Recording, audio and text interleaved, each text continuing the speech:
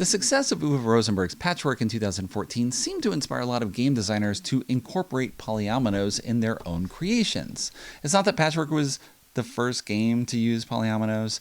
There's been plenty of others over the years, and you can see why they are inspiring to game designers, because there's something satisfying for players to fit these pieces together, to build something, to fill in a gap, to perfectly tile a plane. It's satisfying in its own regard, no matter what the result of the rest of the game is. I mean, clearly you want to win the game, but it just feels good to have everything fit together the right way, or draft the right tile, or see what you need and make it work. There's something satisfying with that, so of course, game designers play with that. You want to give people something that they enjoy doing on many different levels, and polyominoes satisfy a lot of the gamey requirements that people have.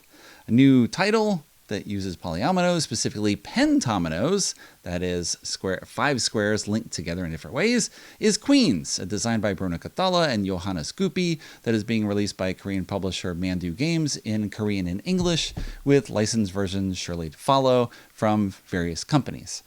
So in this game, you represent a flower harvester who is going to make honey from different types of flowers.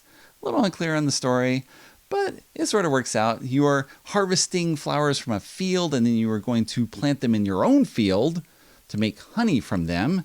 You try to make different types of honey, lots of big fields, and then attract lots of bees to your area. Here are most of the components of Queenz. You have a central playing board that has 36 flowers on it at random from the many flower tiles in the game. Flowers come in 5 colors. Some of them have bees on them with 1, 2, or 3 bees, although most of them will be blank. You have 24 pentomino tiles. Pentominoes come in 12 different shapes, and there are 2 copies of each shape.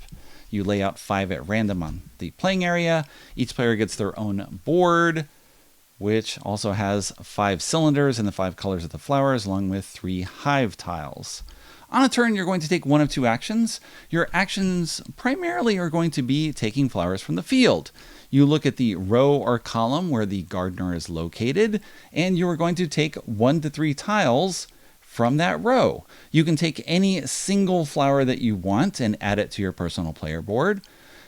You can take 2 flowers that are the same color or different colors, but only if they have no bees on them. So I could take white and pink, pink and pink, pink and yellow, white and yellow, but I cannot touch the ones with the bees. If I take that, that's the only tile I can take. Additionally, I can take 3 tiles that are all of different colors, as long as none of them have bees. So if I take these 3, I put them on my board. The gardener moves ahead 3 spaces because I took 3 flowers. The next player goes. Perhaps they draft this single tile with 3 bees. The gardener moves ahead 1 space. Perhaps again. Maybe I'll draft 3 more. Build up. Next player goes. And on my next turn, my flower board is full. So the only choice I have is to take a field tile. So I draft one of the available tiles, and then I fill it. And I fill it with some combination of flowers and hives. Each player has 3 hives. You can place one of those down when you wish. Let's say I do this, and we'll go ahead and put this there. So what you're trying to do is build fields with matching colors. I've put 2 pink together, so I am considered to have made pink honey or pink flavored honey. I'm not sure what the pink is, but pink flavored honey. I've got yellow flavored honey as well. I get 2 points for this yellow. I get 2 points for this pink. And here's the first tile that I have in my field. This stays with only 4 tiles available. You do not refill it. The next player goes. Maybe I'm going to build up other tiles in the future. Maybe I move around the board. I end up getting this one. Maybe I get another white. Let's start with blue as well. And eventually I'm going to draft another tile and put that to things that are already in play.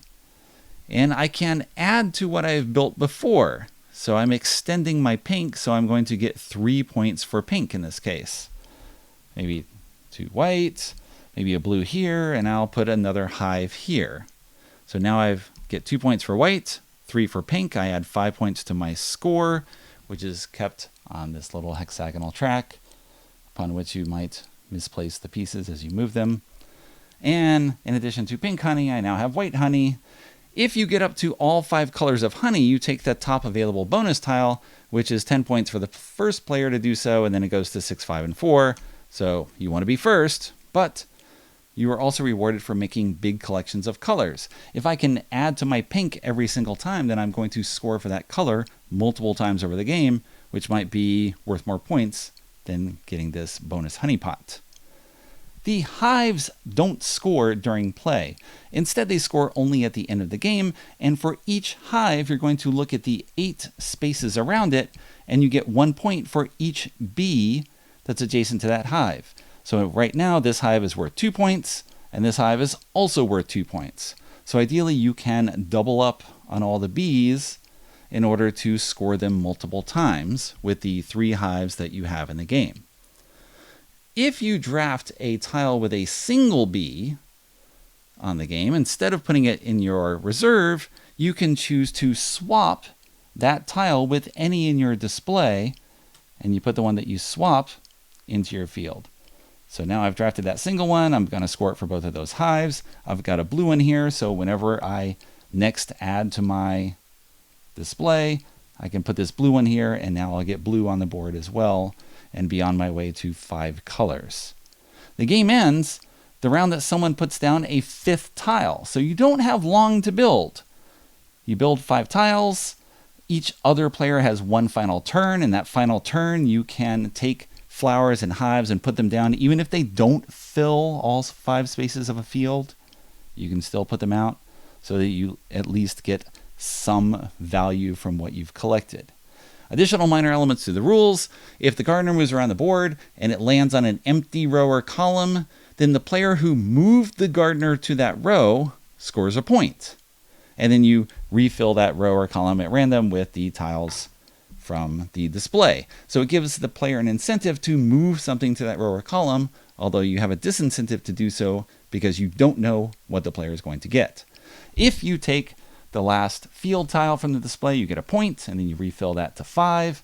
When the gardener goes around this red arrow, the player who makes it go around the arrow gets a point, and then you refill this to 5 fields. You refill the flowers completely, and you continue the game until someone gets 5 fields, at which point you will tally your points based on the bonus, whatever you scored during the game, and your final points for bees around the hive.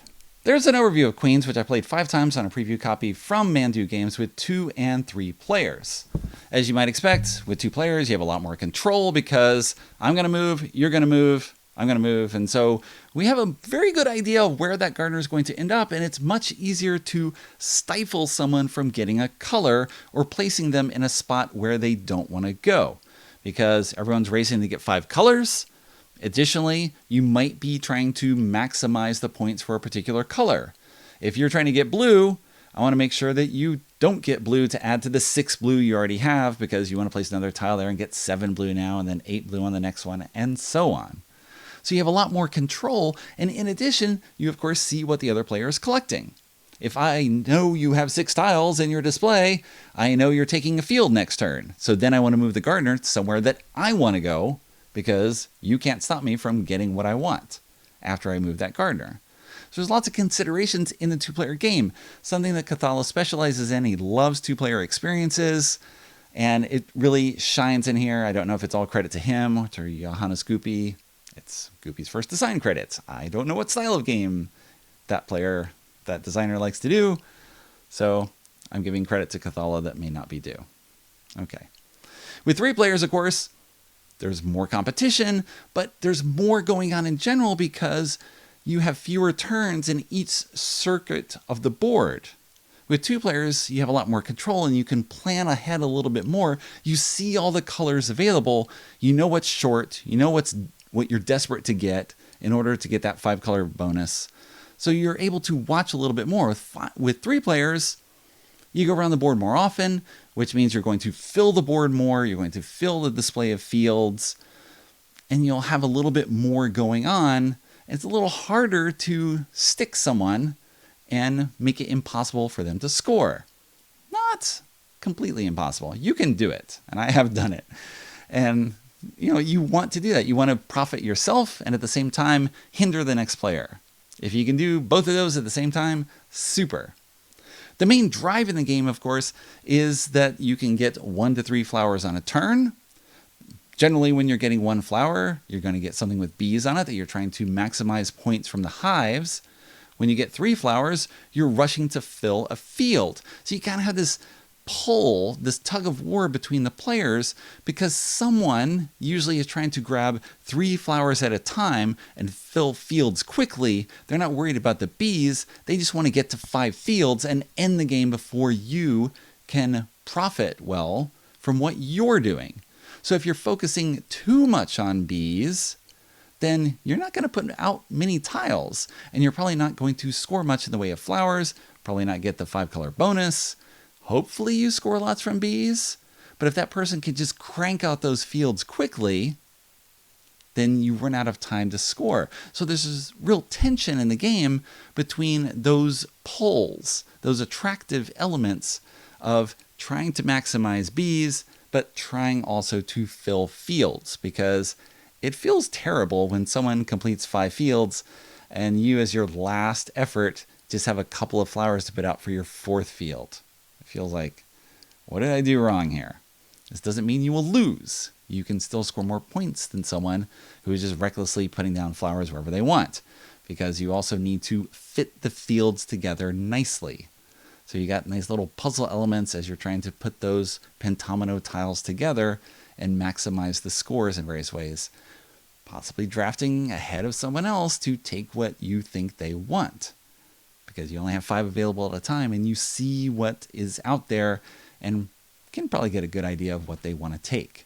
You can maybe take it first, but you have to fill it, which means you have to have enough flowers in order to do that. And there's another tension in the game because of that, because you have only 6 spots on your player display. Once you get 6, you must take a field on your turn. If you've got 5, okay, you can. If you've got 4, you can take a field, but you know you're going to have to put out a hive. If you have 3, you'd have to put out 2 hives, which is probably hobbling yourself in long-term development unless you've got a lot of bees on here. So it's this interesting tension point where you see people build and you're not sure if they're going to put out a field or take more tiles. So you're trying to guess and make moves based on what you think they're going to do and push them in a direction that, of course, helps you the most. It's a very classically designed game. Everything works extremely well in terms of the tension between building quickly and building for high points. Very classic style in here. So you want another fix of pentominoes, you can get this in Queenz, which will debut at Spiel 19 in October. And then licensed editions coming from, we'll see. Publishers yet to be named. It's a man do specialty, trying to license out games to various people. Classic look here from Vincent Dutray. Kudos to him.